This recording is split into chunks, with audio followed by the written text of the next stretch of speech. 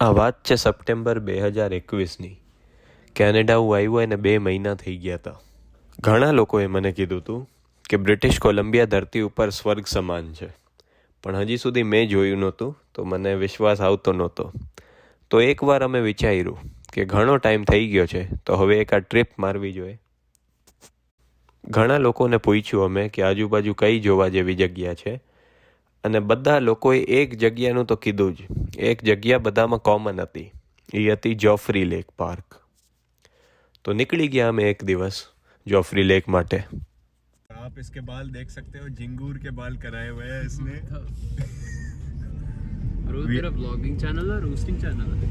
दोनों ही मान लो। दोनों ही मान ले।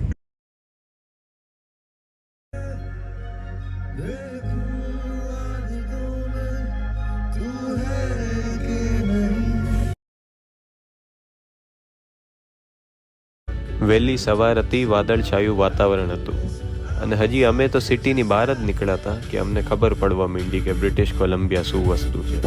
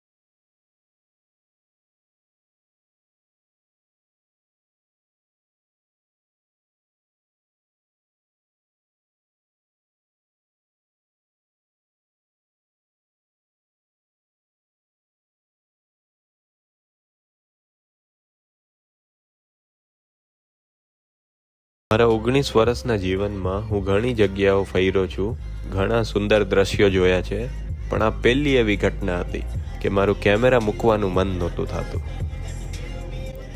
ડાબી બાજુ દરિયો, જમણી બાજુ પહાડ, ઉપર વાદળા ને સામે રસ્તો. માનો જેમ કે હું એક સપનું જોતો હતો. અંતે લગભગ 300 કિલોમીટરનો રસ્તો કાપીને અમે જોફ્રી લેક પાર્કે પહોંચ્યા. ત્યાંથી પછી પહાડ ઉપર ચડવું પડે, અને એ લગભગ 2-3 કલાકનો રસ્તો છે, અને ત્યાં 3 અલગ અલગ લેક છે, અલગ અલગ હાઈટ ઉપર. તો અમે એકદમ ઉત્સાહ સાથે ચાલવાનું ચાલુ કર્યું.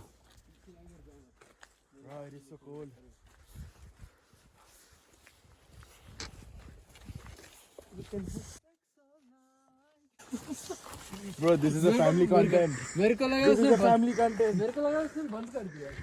લગભગ અડધી કલાકની અંદર અમે લોવર લેકે પહોંચી ગયા, અને ઓહો શું નજારો હતો એ.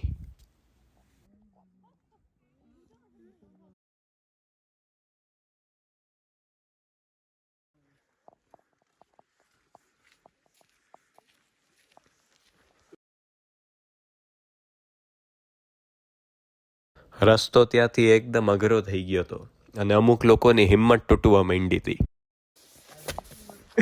એટલે અમુક લોકોને હિંમતની જરૂર હતી.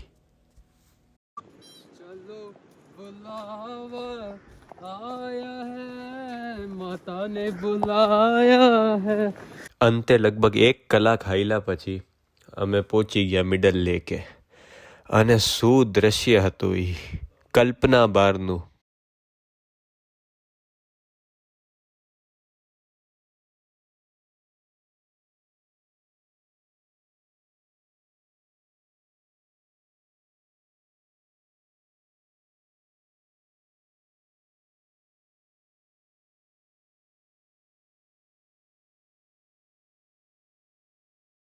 એટલું બ્લુ પાણી જોઈને અમુક લોકોના માથા ફરી ગયા હતા. Blue कैसे हो सकता है, bro? How can this be so blue? I don't know, man.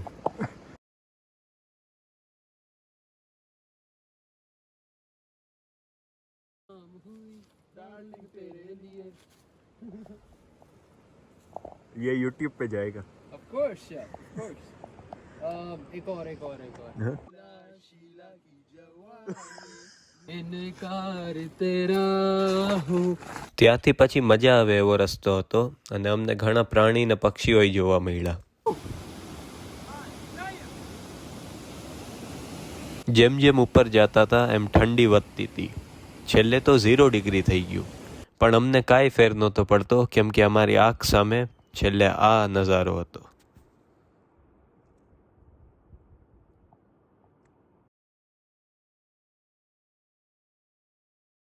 તમને વિડીયોમાં ભલે આ ગમે એટલું સારું દેખાતું હોય, પણ જે ઈ સમયે મને જોવા મળ્યું, કેમેરા એને કાંઈ જસ્ટિસ આપી શકે એમ નથી. કલ્પના બહારનો દ્રશ્ય હતો.